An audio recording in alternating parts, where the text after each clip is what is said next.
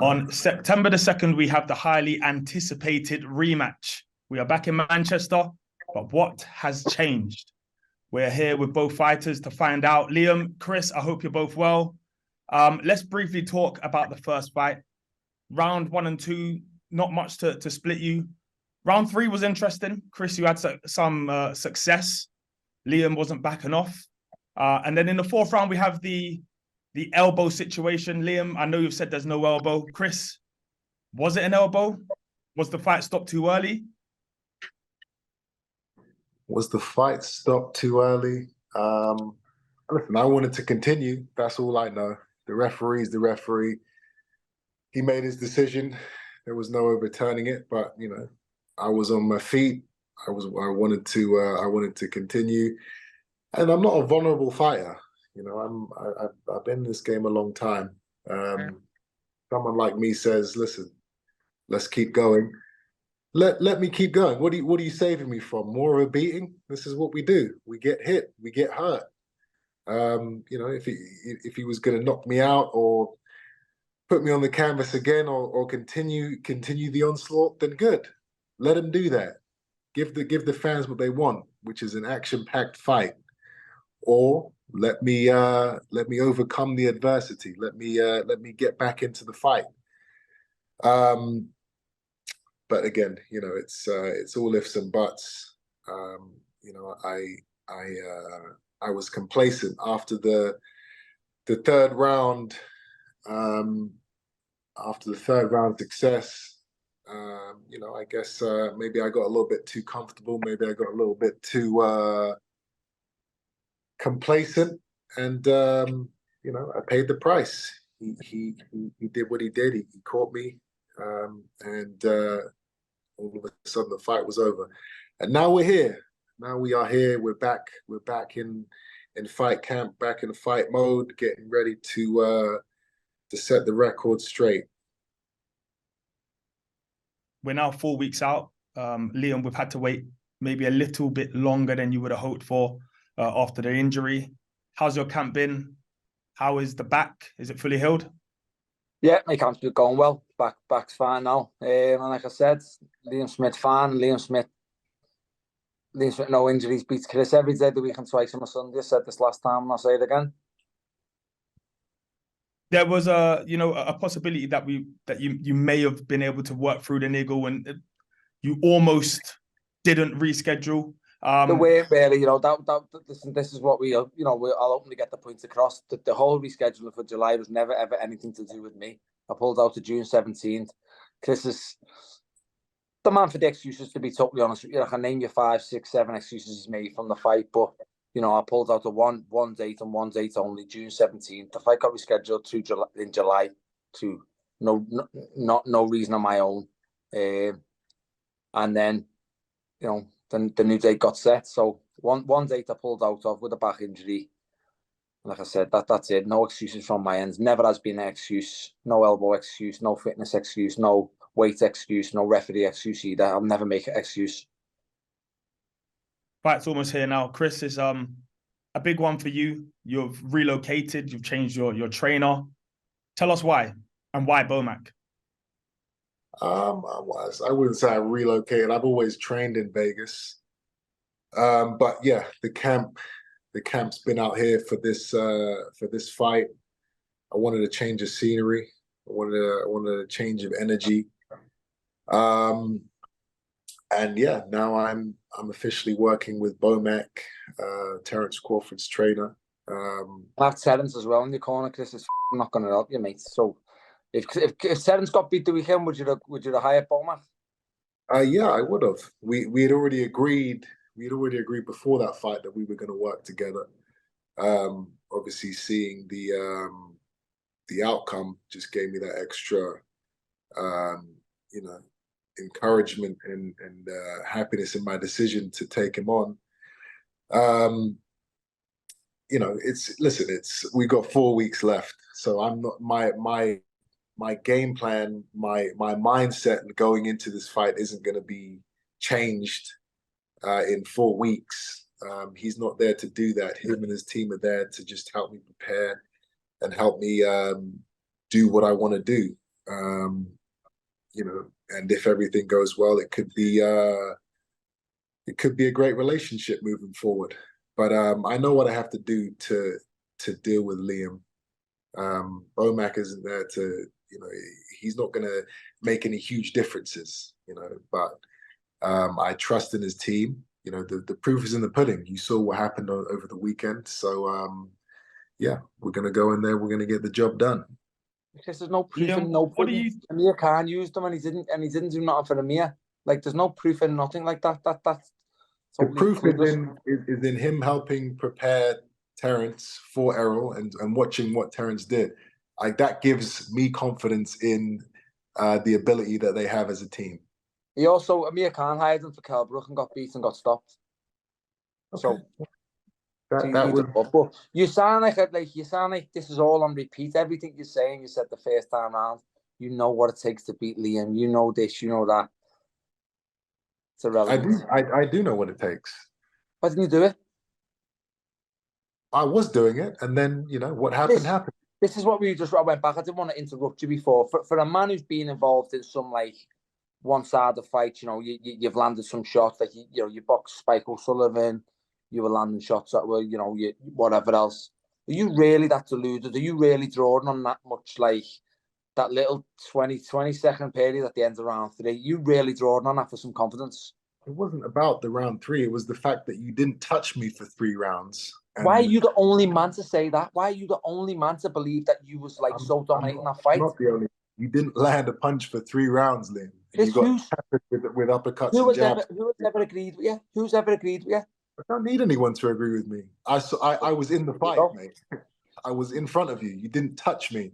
The only you time didn't you know what touched day me, it was when you got stopped. You did not know what day it was, and that was the next bet. For a man who's been involved in, we'll go back to that because that's what happened. I mean, that was the full outcome. That's not what we're talking about, are we? We're talking about the fact that you were dominated for 3 rounds before that happened. If that's domination, you're in a world of trouble. If that's domination, well, you didn't touch me. You class My point as is, domination. I know how to beat you. Chris, I only need to touch you once and you fold. I only needed to touch you once and you folded. There was no folding at all. I was up there in your face, ready to go. Like the fella out to the fence. You were folded off once. So if I touch you once and that happens to you, what do you expect, mate? If I only have to touch you once and that happens, you're in trouble, aren't you? Really?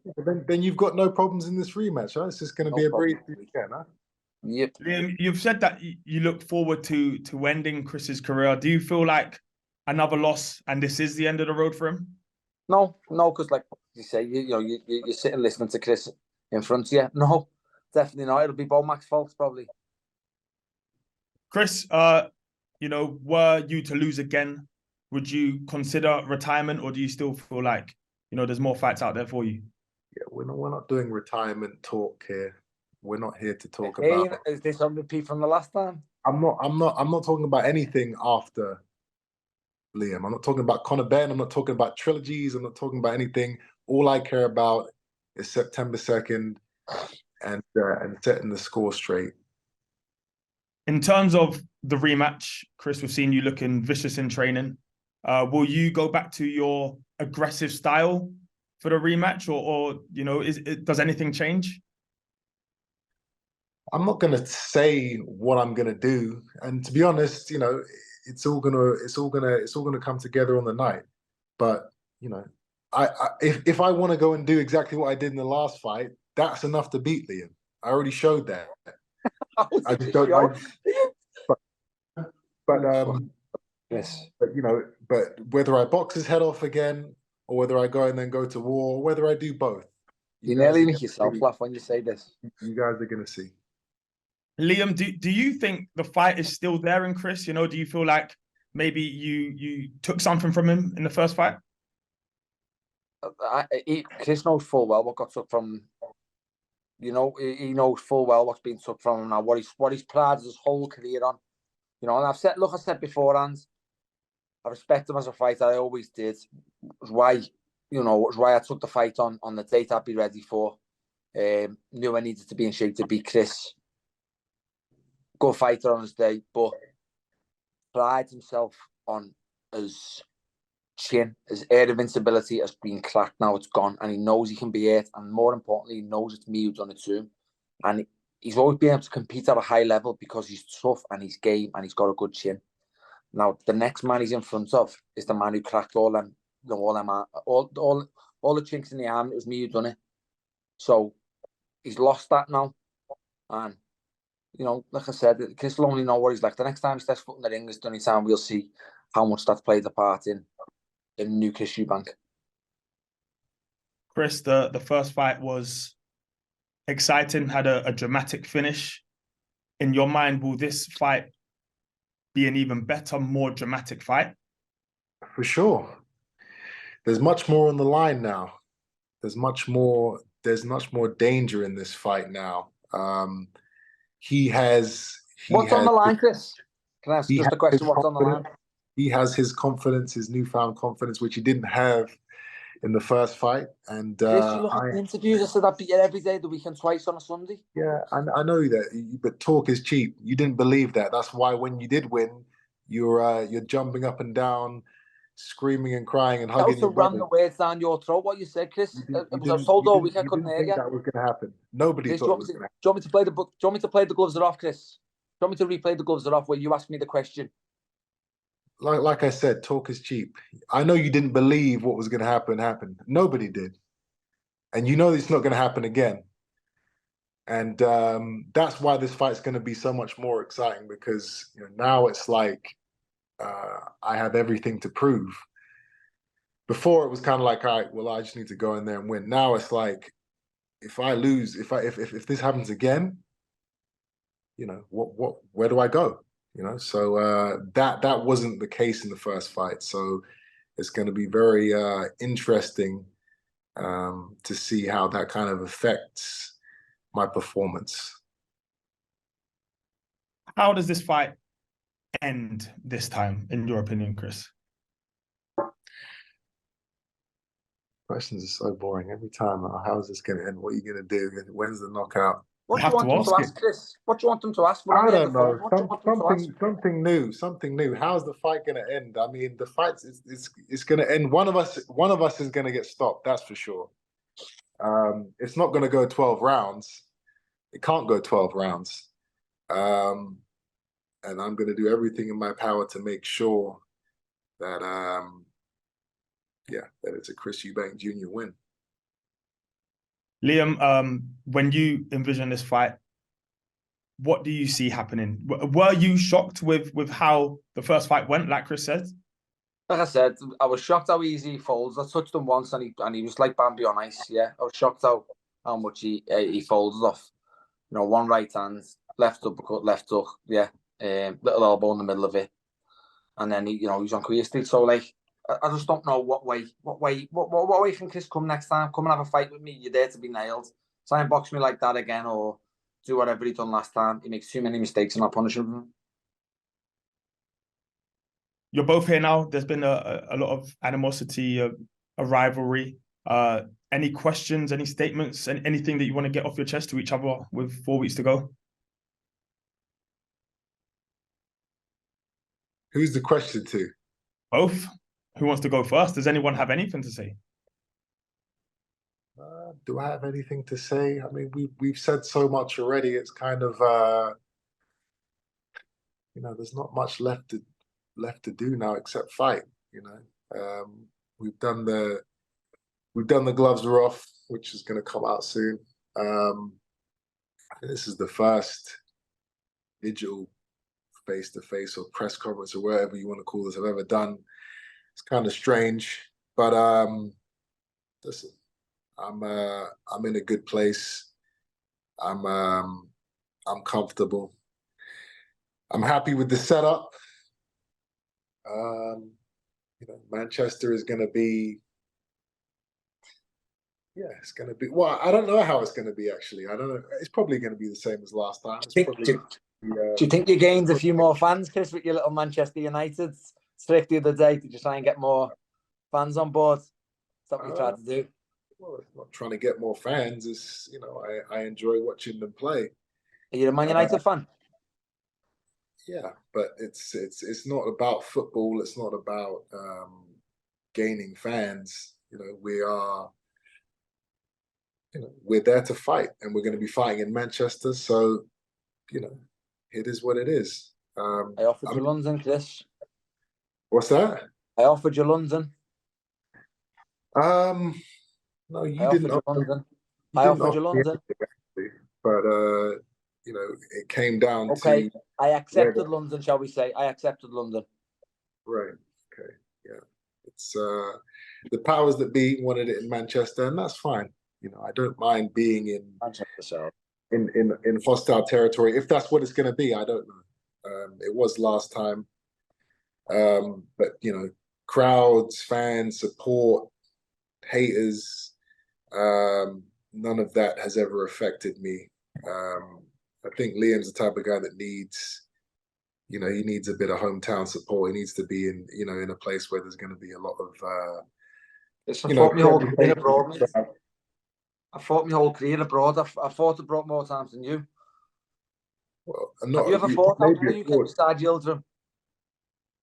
We're not talking about abroad. We're talking about in hostile territory. In Russia. I fought a Mexican in Mexico. I fought Canelo in Texas. I fought Jaime Munguia in Vegas. But we're talking about hostile territory. So I'm just saying, have you, besides having the Yildirim, have you fought outside the UK? I've been in more backyards than you. Let's just put it that way. Chris, do you want me to be honest with you? That's because you can't sell in London, mate, or you can't sell in Brighton. Okay, all right. That's true. You're a big name on TV, but you can't sell a bum on a seat. You know that for a fact yourself. And come on, that's just you're right. You're a big name in TV. You're a big name in. I can't sell any tickets. Nobody cares. Yeah, all right. What's next? Yeah, no, we're having a conversation. Now you're putting a. I know, but it's boring. It's boring. I've heard that before. Let's talk about something else. What are you gonna do, Liam? Are you gonna do anything different? You're a big enough name to get people to your city or your venues, and you can't do it.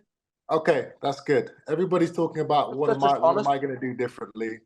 Let's talk about you. What are you gonna do? Nothing. I'm gonna just pick either the right or the left and see which one comes first. I don't need to do. What do I need to change, Chris? Well, I don't know. Everyone's always asking me what am I going to do differently. I'm just. You got stopped, mate. You got stopped in 4 rounds. That's why. That's why people's going to ask you. No, people need to ask you because you got stopped in 4 rounds. I didn't get stopped. I didn't get budged. I didn't get.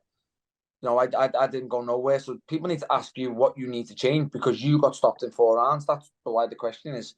People are asking me, what do I think you come differently with? And then if you come differently, what do I have to answer? And that will be shown on September 2nd if you come to have a fight with me.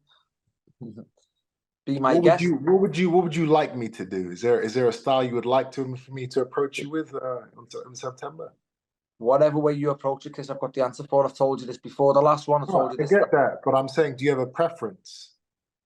Either or, mate. Like I said, either or. You try and box me like you did last time. You make too many mistakes. You come to have a fight with me. You're there to be nailed. It'll probably go quicker than 4. So no preference. You don't want to just have a tear up, or you don't want to have a boxing match. Have a tear up, it'll go quicker than 4. Okay. So it just depends how long you want to last. If you have a tear up with me, it goes quicker than 4. But for me or for you? It just depends what percentage I turn up. I might just turn up at 60 and give you a chance this time. You got some lines today, Liam. That's cute. That's real cute. I thought you guys had nothing to say to each other. Any final words? I feel like you probably got it all off your chest right then. No. Listen, I'm good. I'm good, and I'll see you the second, Chris. I'll see Beaumac. Tell Beaumac and tell him to say hello. Yeah, pretty much. We're 4 weeks away. We got the work to do, and yeah, this one is important. This one is do or die for both of us. But stop putting me in your category, mate. You're in the last chance to lose. Stop putting me in your category. No. You keep saying this settle the score. The settle's not, and I'm winning 1-0. Don't forget. You keep saying this. I don't want to reiterate it to you because I'm, like I said, I'll beat you again. But you keep saying settle the score. Regardless, if you were to ever win this fight, you still make it 1-1. It's not settle no score. But it settles the score for me, and that is obviously what I'm referring to when I say that. People keep talking about trilogies and all this stuff. It's who knows? But I'm not. I'm not. We went 1-1, like, but Trilogy's a little bit a long way away for you just yet, though. You only have a Trilogy went 1-1. I'm not thinking about that. All I'm thinking about is how I'm going to take you apart in a few weeks' time, and it's going to happen. How? I already asked you what you would preferred.